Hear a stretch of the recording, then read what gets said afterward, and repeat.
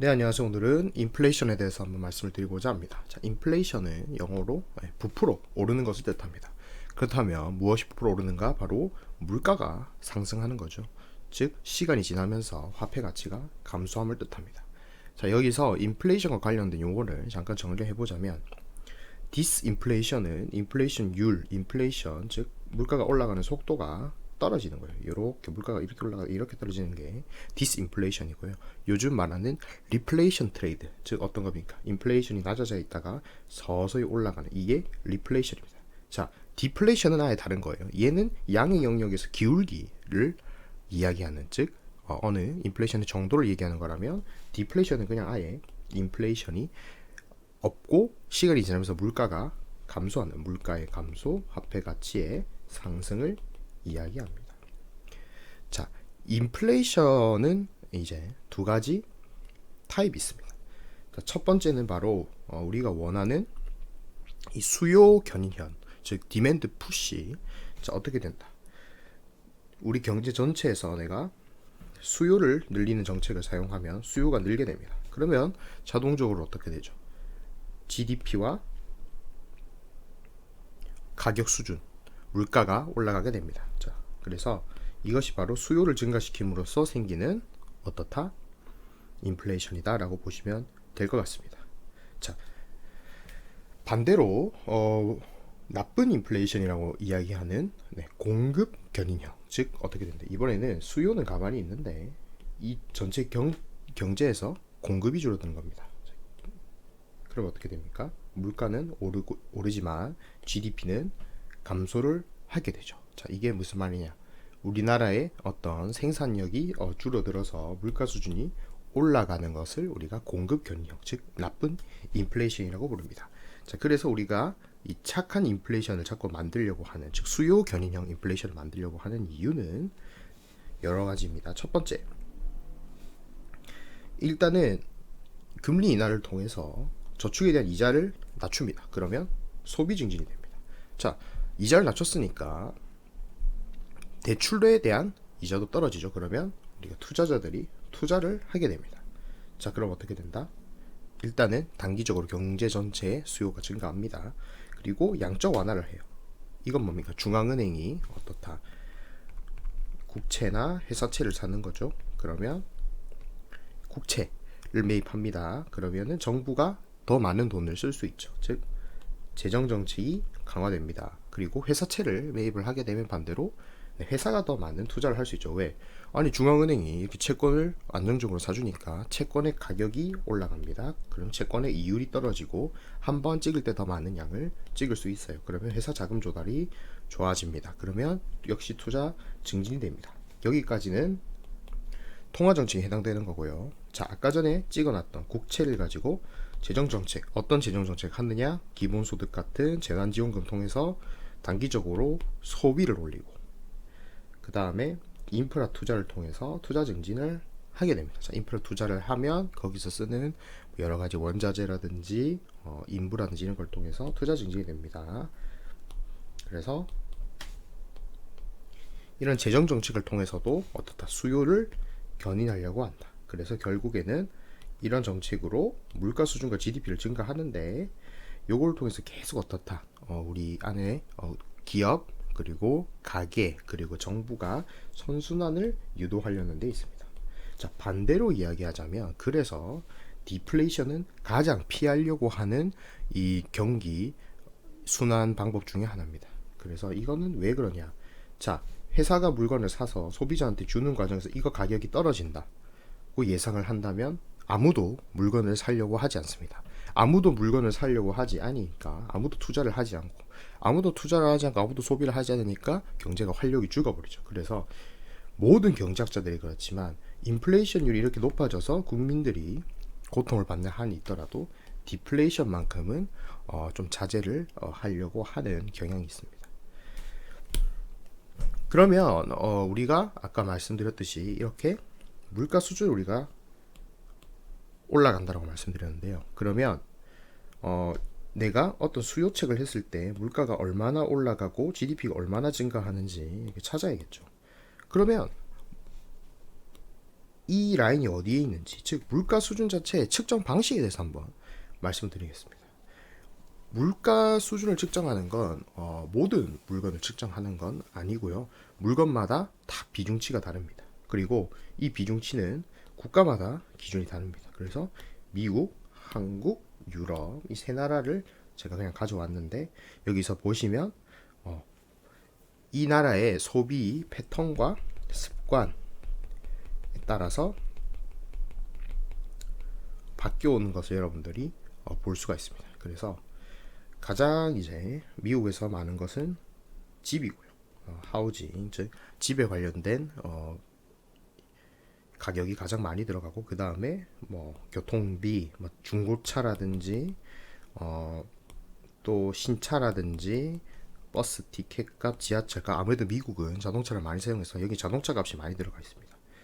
자, 한국은 어떻죠? 교통은 좀 적어요. 대신 식료품이 더 많은 걸 볼 수 있고, 유럽 같은 경우는 어떻다? 유럽 같은 경우는 역시 월세가 좀 낮은 이 국가가 많다 보니까 집은 좀 작은 대신에 이렇게 레크리에이션이라든지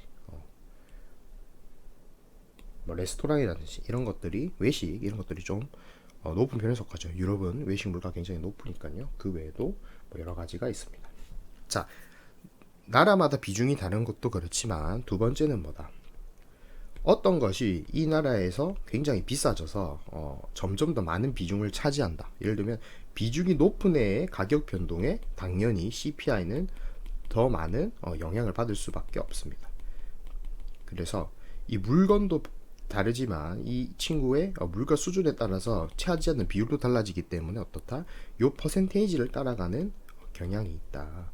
그래서 이 퍼센테이지가 큰 친구일수록 이 카테고리의 가격 변동은 우리에게 아주 심한 그 지표 변동을 보여준다는 거죠. 그래서 막 파 가격, 막 무트코인, 뭐 파 가격 엄청나게 올라도 우리 CPI가 크게 오르지 않았다라고 이야기하는 것은, 그렇죠, 한국에서 이 식료품에 해당하는 게 14%고요. 이 식료품에서도 가장 많은 비율을 차지하는 것이 바로 쌀입니다.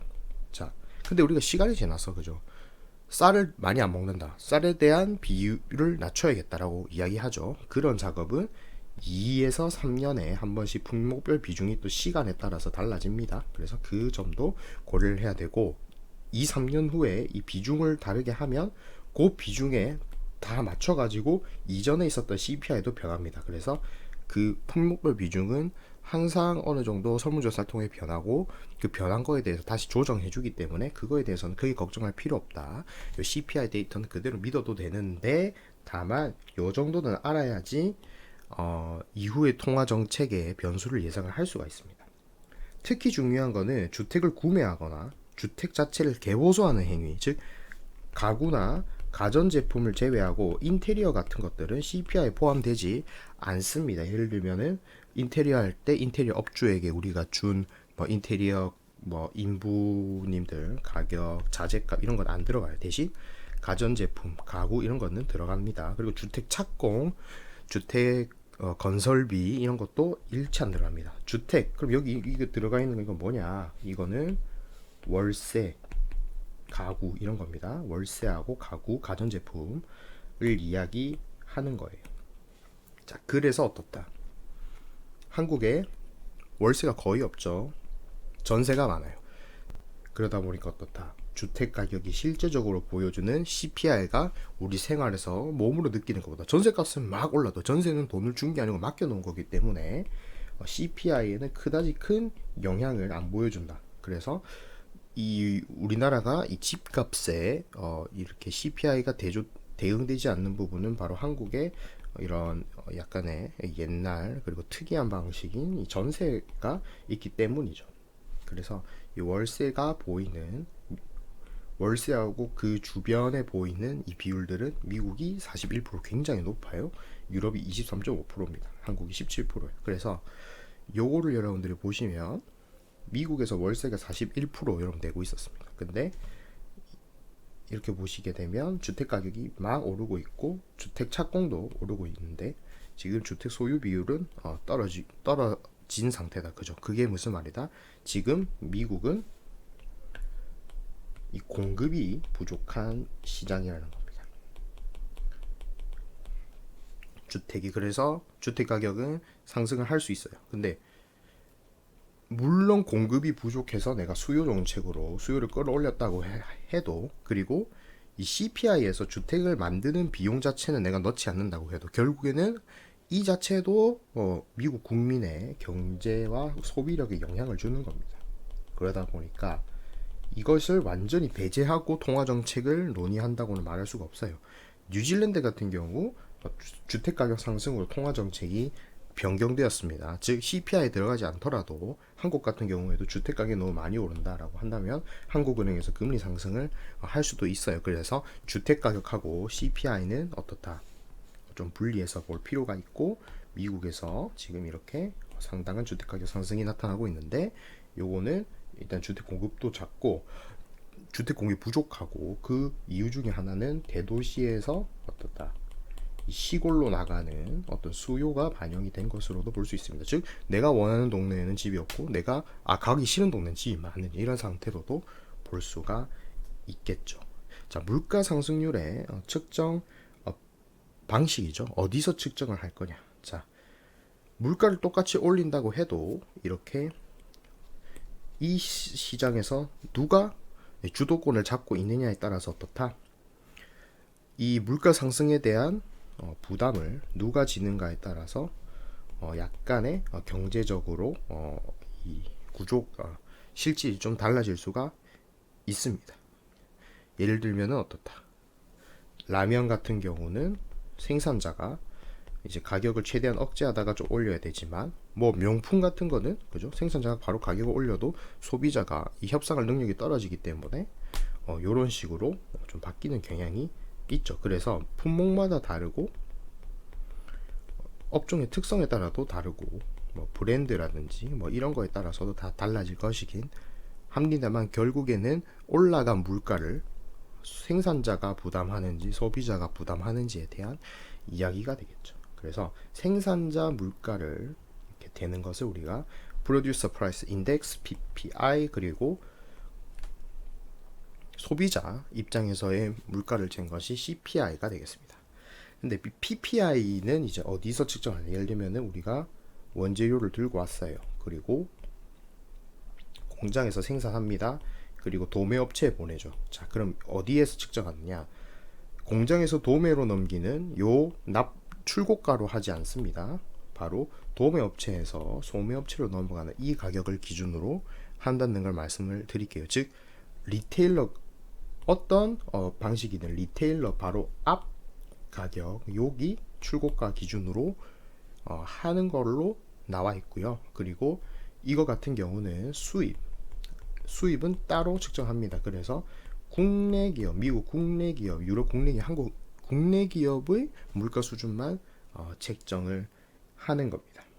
어쨌든 CPI와 PPI는 결국 어디서 얼마나 가격이 이 스프레드가 생기냐에 따라서 누가 뭐 물가 인상에 이 생기는 경제적 효용을 가져가는지를 나타내 주고 있는데 2008년 이후의 자료를 보면 어떻다.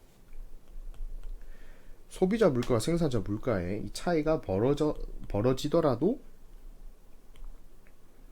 이렇게 기업의 이익은 증가를 했습니다. 물론 여기에 지금 빅테크가 있기 때문에 조금 그렇지만 어쨌든 소비재 기업 같은 경우는 PPI와 CPI의 차이가 클수록 기업 이익이 증가합니다. 특히 월마트라든지 타겟이라든지 코스트코라든지 이런 소매 기업들은 더합니다.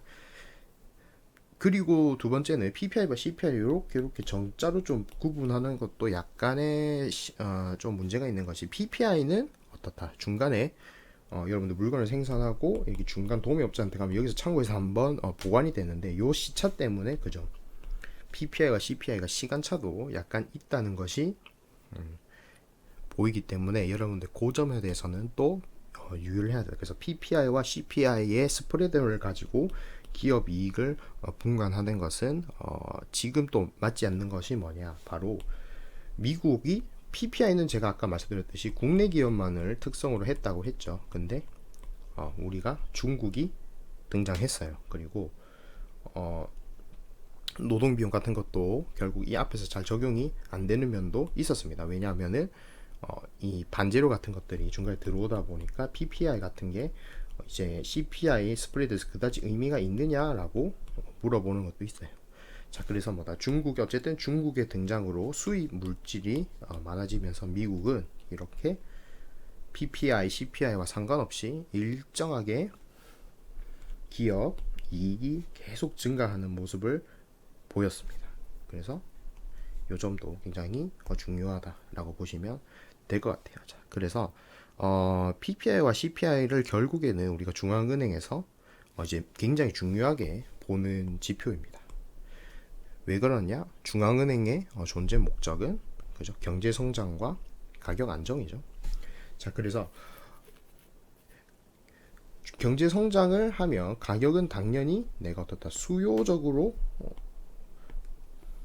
조절하면 경제 성장을 위해서는 가격이 올라갈 수 없는 구조지만 이 가격이 너무 올라가게 되면 여기서 얻는 혜택보다 이거에 대한 해가 더 크더라. 그래서 어떻게 된다. 그 두 개를 우리가 경제 지표를 보고 알맞게 조절을 해야지 통화 정책을 조절해야지 경제가 안정적이면서도 괜찮게 성장을 하더라라는 것이 그것입니다. 자, 아까 말씀드렸듯이 차트에 봤듯이 수요가 올라가면 가격이 올라가야 되는데 그렇지 않습니다. 수년간 이렇게 보시면 이게 3개월 평균을 제가 내놨는데 어떻다. 수년간 낮은 수준을 유지했습니다. 아니 그러니까 초장기간 저금리에다가 양적 완화도 하다가 다시 풀었는데 이거는 인플레이션 증가해야 되는데 증가하지 않았다는 거예요. 왜 그러느냐? 특히 선진국 중심으로 그랬어요. 자, 아까 전에 말씀드렸듯이 중국 등 신흥국에서 수입된 게 첫 번째입니다. 자, 두 번째는 양적 완화를 했을 때 소비자들이 그 돈을 쓰지 않았어요. 그리고 어떻다? 기업들이 그 돈을 가지고 투자를 했습니다. 근데 2010년도 이후의 투자를 보시면 신기술이라든지 신제품보다는 어떤 거다. 기존에 있던 제품을 발전시키는 거예요. 이게 발전시킨 게 스펙상으로 발전을 시키고 기능상으로 발전을 시킬 수도 있겠지만 2010년 이후 대부분의 이 회사들, 특히 애플을 중심으로 해서 이 최적화 바람이 불었던 그것은 뭐냐? 비용의 감소가 굉장히 컸습니다. 즉 찍었던 돈을 가지고 전체적인 수요를 증가시키는 게 아니고 어떻다? 비용 감소에 큰 투자를 했기 때문에 그런 발생이 또 나왔습니다. 또 이 기업 투자에서 또 어떤 걸 했냐? 2010년 이후 기업 투자가 굉장히 컸던 것이 바로 클라우드 컴퓨팅이라든지 뭐 이런 소프트웨어 같은 거죠. 자, 소프트웨어 아무리 많이 개발하더라도 인플레이션이 일어나지가 않습니다. 왜? 임금. 이거 인건비만 주면 돌아가는 사업이죠. 인건비는 CPI에 들어가지가 않죠. 물론 인건비를 많이 받은 사람들이 돈을 많이 쓰겠지만 이렇게 고소득 직업 같은 경우 저축률이 높아서 실질적으로 돈을 돌리는 데는 한계가 있었다. 그래서 민간 투자의 이 방향이 유형자산에서 무형자산으로 이동하면서 미국의 인플레이션이 떨어졌다라고도 볼 수가 있어요. 이것도 조금 또 아니다 하는 게 그렇게 치면 또 독일이나 뭐 이런 데는 왜 인플레이션이 생기지 않느냐? 인구 구조 영향도 있겠고 뭐 많은 것들이 있습니다. 또 어디서 말하는 것은 뭐다? 아마존이나 쿠팡 같이 소매업에서 가격 경쟁을 많이 하죠. 왜? 가격 비교가 쉬워졌으니까. 거기다가 아마존이 풀필먼트 센터라든지 뭐 배송 효율화라든지 투자를 하면서 비용도 감소됐고 소비자가 많은 플랫폼을 통해서 가격을 비교하고 최저가에 살려는 노력들이 쉽고 용이하게 이루어지다 보니까 어떻다? 인플레이션이 낮아졌다. 그리고 그게 계속 유지됐다. 돈을 아무리 풀어도 그러한 이 산업 구조와 경제 구조의 변화 때문에 인플레이션은 더 이상 크게 높아지지 않았어요. 최근까지는 괜찮았다. 하지만 2020년 말, 2021년 초부터 PPI를 중심으로 CPI도 올라오고 있는 것을 보여주고 있습니다. 자, 근데 중앙은행의 입장에서 전체적인 가격 인상을 볼 때 여러분들 모든 이 바스켓은 보지 않습니다. 왜? 그 추세와 이 핵심을 본다는 미명하에 CPI 대신 코어 CPI라는 걸 보게 됩니다. 그래서 코어 CPI는 농산물, 축산물, 에너지 같은 변동성이 심한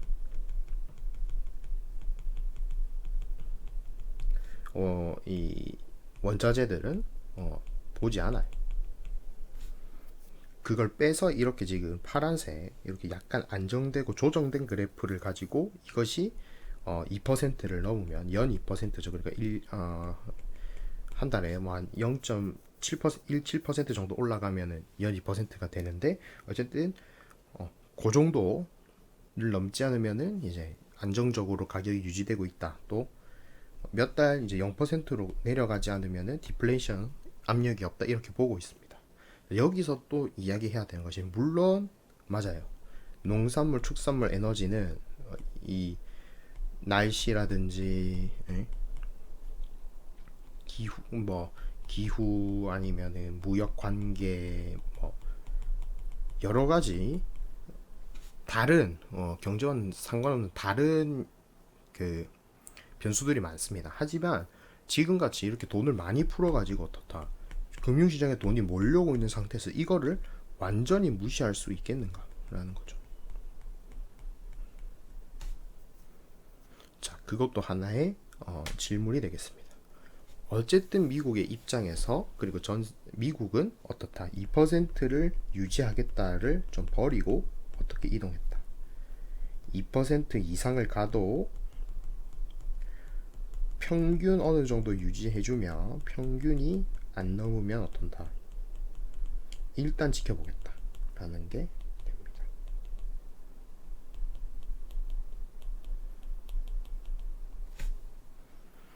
자, 그렇게 하는 이유가 무엇이냐? 인플레이션을 올리더라도 돈을 계속 찍으려는 이유가 무엇이냐? 저금리를 유지하려는 자, 인플레이션이 올라도 어떻다. 가격이 여기서 이렇게 올려도 내가 금리를 올려서 요거를 조금 진정시키지 않겠다. 왜 그러냐? 미국이 중국에서 싼 물건을 많이 수입을 하고 인플레이션도 낮고 양적 완화를 통해서 기업 투자를 증진시키니까 실업률이 엄청나게 감소했던 모습을 보였고 미국은 지금 경제성장 앤 가격 안정 거기다가 하나를 더 추가했죠. 바로 고용 그것도 완전한 고용 그래서 어떻게 된다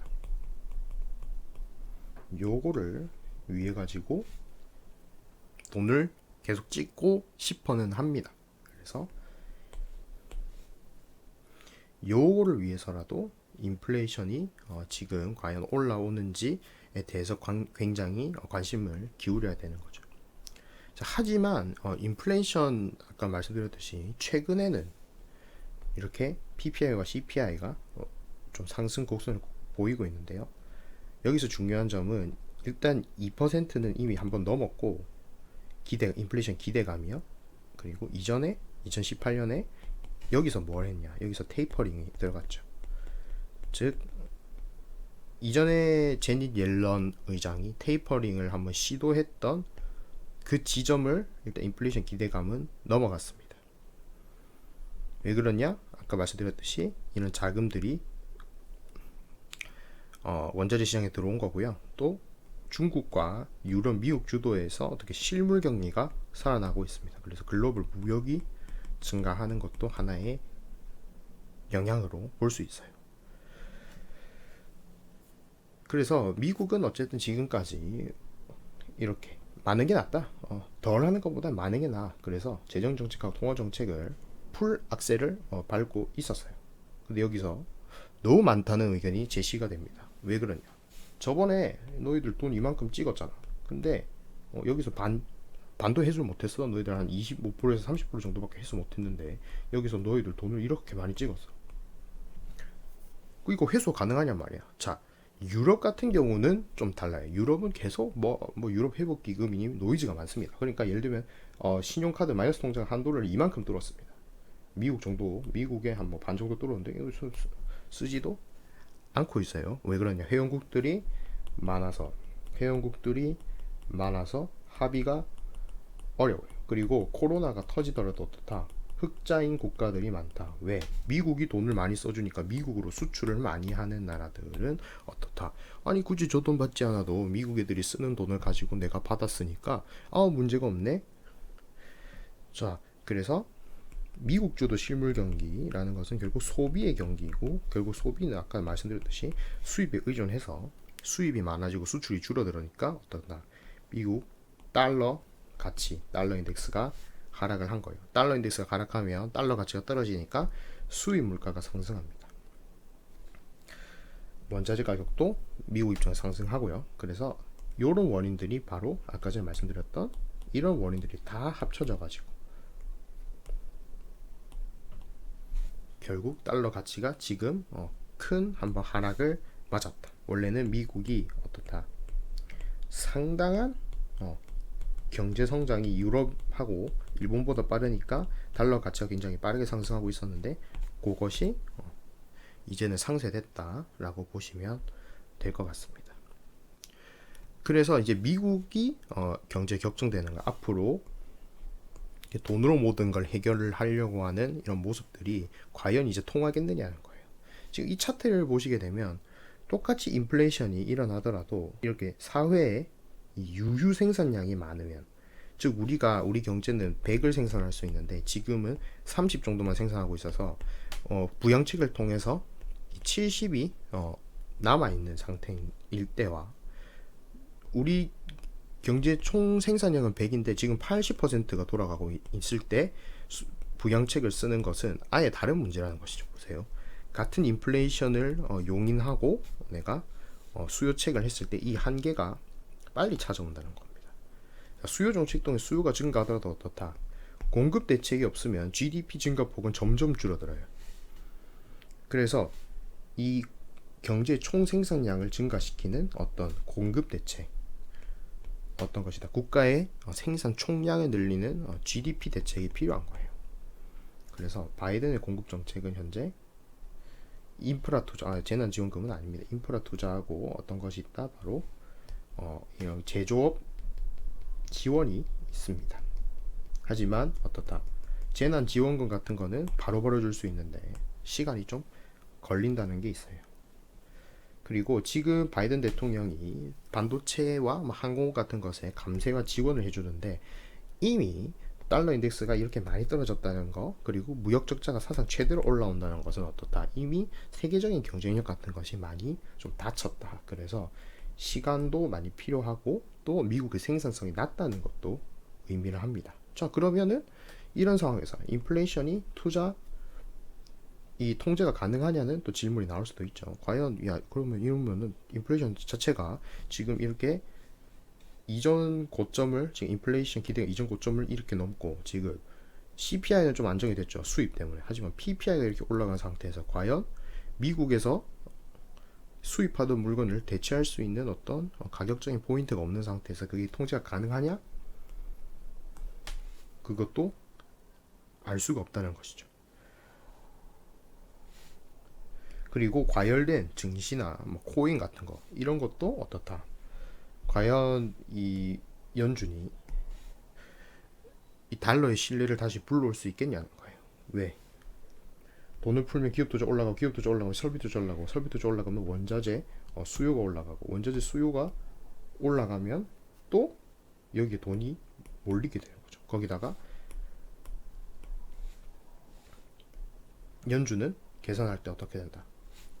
코어 인플레이션, 원자재를 빼고 계산을 하다 보니까 그것도 반영이 안 되고, 증시 코인, 여기다 집, 이것도 반영이 안 되고, 그러면 CPI 같은 거는 높다고 나오지 않는데 국민들은 고통받는 상황이 나왔을 때 페드는 또 이 부양책 이거를 포기할 수 있겠는가라는 거죠.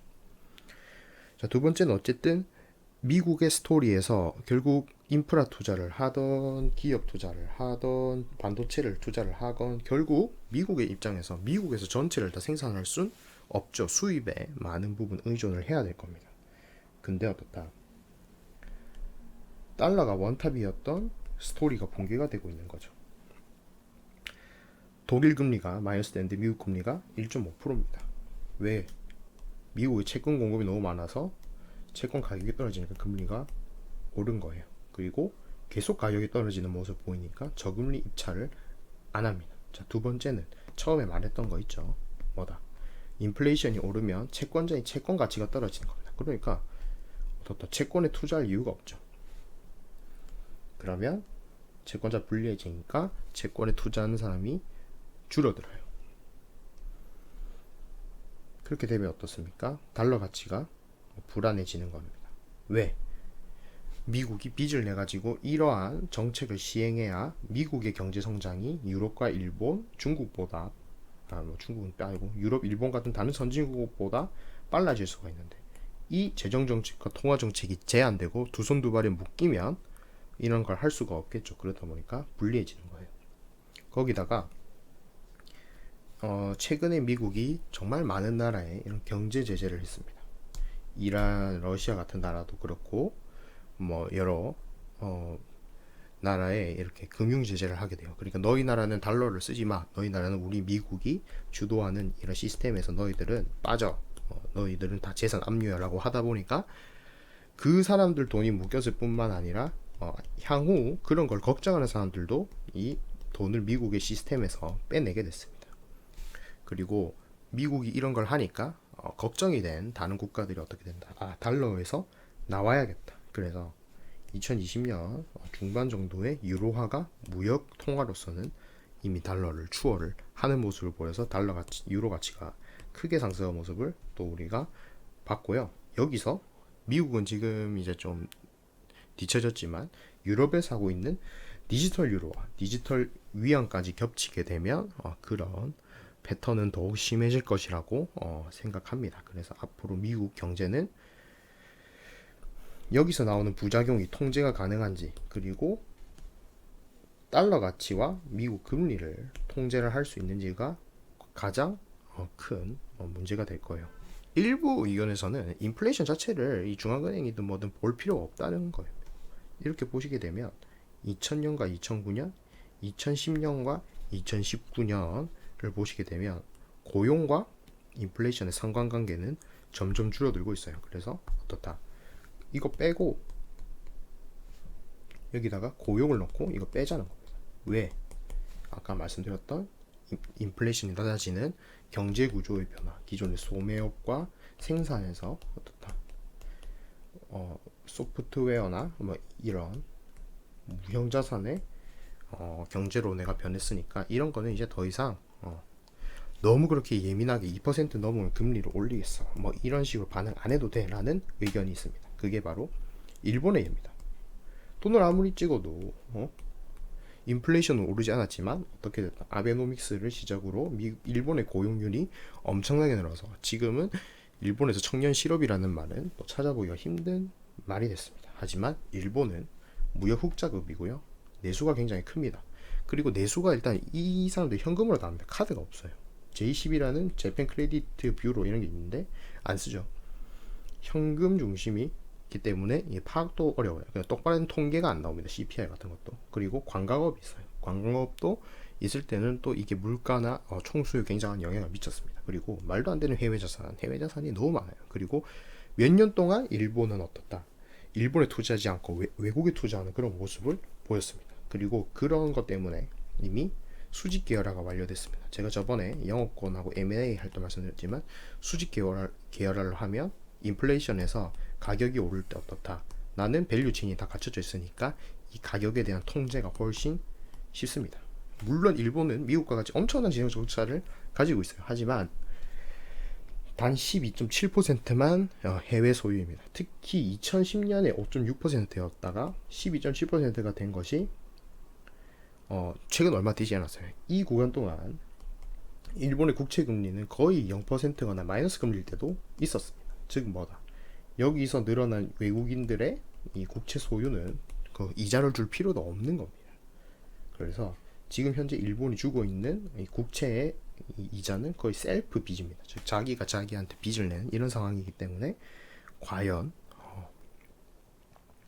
일본을 예를 들어 가지고 미국이 그렇게 행동할 수 있겠느냐도 어느 정도 또 반론이 제기됩니다. 특히 미국 같은 경우 아까 말씀드렸듯이 일본은 거의 내수가 그냥 자기 나라 안에서 다 해결이 되는 모습이에요. 일부 농산물하고 사료를 빼면은 거의 내수가 일본은 해결이 되는 모습인데, 미국 같은 경우는 PPI하고 수입 물가 둘 다 오르고 있기 때문에 과연 이게 통제가 가능할지도 좀 물어보는 모습이고, 어쨌든 이러한 예로 인플레이션을 과연 무시하고 돈을 계속 찍어서 어떻다, 고용을 회복할 수 있을지도 굉장히 중요한 문제라고 봅니다. 그래서 인플레이션에 대한 얘기에서 조금 이제 빠진 것 같기도 한데, 어쨌든 들어주셔서 감사하고요. 좀 영상의 방향을 또 마음에 안 드시는 게 있다면 또 말씀을 주시면 또 그것도 고려를 해보는 걸로 하겠습니다. 그래서 어쨌든 어려운 영상 보셔서 감사합니다.